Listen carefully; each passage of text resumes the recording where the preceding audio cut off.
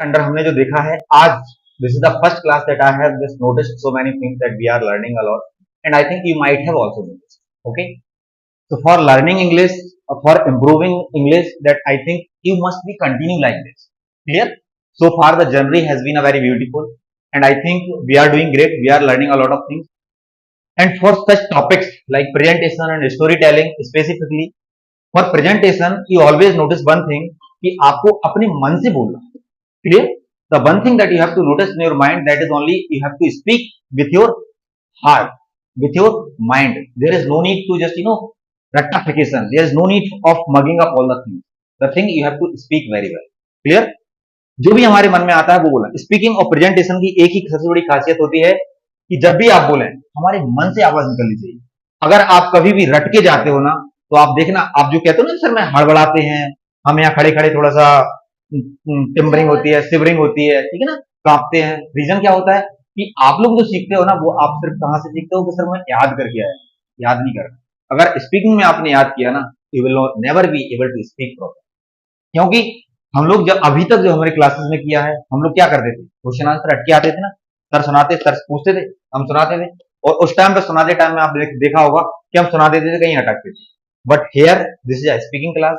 In this class you don't have to learn anything, you don't have to mug up anything, you have to speak with your heart. This is the first condition of your class. Clear? And if I ask you what's your response, अगर मैं आपसे पूछूं तो आप लोगों को क्या लगता है, सीखा है कुछ कि नहीं, थोड़ा बहुत इंप्रूवमेंट आ रहा है कि नहीं? ऑनेस्टली बताइए, आप सभी लोग बताइए मुझे, आप लोगों को लगता है कि आप लोगों ने कुछ सीखा है, सीख रहे हैं, कुछ improvement, is there improvement anything हो रहा? चलो नहीं, डू यू थिंक? हाँ, I am not asking you that you are perfect, it will take time. But कुछ जिस दिन हमने क्लास ज्वाइन किया था उस दिन से थोड़ा बहुत हमें लगा कि हाँ, we are learning something. Clear?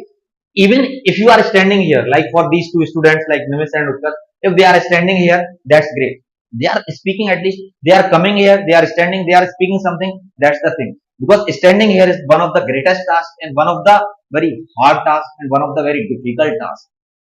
Because if you are standing here facing these audience, that's the one of the biggest thing that you are doing here. So for speaking comes on the second thing. The first, that you are standing here and you are introducing at least. Introduction is काफी है. अगर आप introduction भी दे रहा हूँ, that's great. तो और कभी भी कहा जाता है ना, कभी रीजन क्या होता है, हम लोग कभी कोई प्रिपरेशन कर रहे होते हैं तो हम लोग बीच बीच में मोटिवेशन डाउन हो जाता है कि यार वो नहीं हो पा रहा है ना. तो उसके लिए भी आपको याद रखना है कि आप लोग, यार देखिए स्टूडेंट हो, अभी आपके फुल एनर्जी के साथ होना चाहिए. हाँ sir, I can do it. कुछ भी हो, तू चल, तू क्यों हताश है, तेरे वजूद का समय को भी तलाश. जब भी आप आगे कभी आपको लगता है कि हाँ, we are just lagging behind, there is no need to worry about, we can do it. हमेशा एक लाइन, कैन, सकता, शक्ति, हमेशा याद रखो, वी कैन डू इट. ठीक है, सेंटेंस एक ही याद रखना है, we can do it. Because like I am a human being, okay, you all are also human being.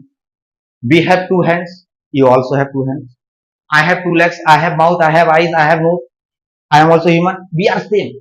What the difference between both of us? Nothing. The main difference is knowledge. And फिर हम डर क्यों रहे हैं? मैं भी human being हूं. हाँ, डर सकते हो भाई, जानवर से डर सकते हो, डर लगता है. But I am also human being, you are also human being. कल के दिन कहीं आप खड़े होकर स्पीच देते हो, जिसके सामने दोगे वो भी ह्यूमन बीइंग. तो आपको एक छोटा सा अंतर है. जो इंसान यहाँ खड़ा है, जो इंसान आपको सुन रहा है, उन दोनों में सिर्फ एक छोटा सा अंतर है कि जो बोल रहा है he is a knowledgeable person. क्योंकि हम नॉलेजेबल नहीं बन सकते क्या?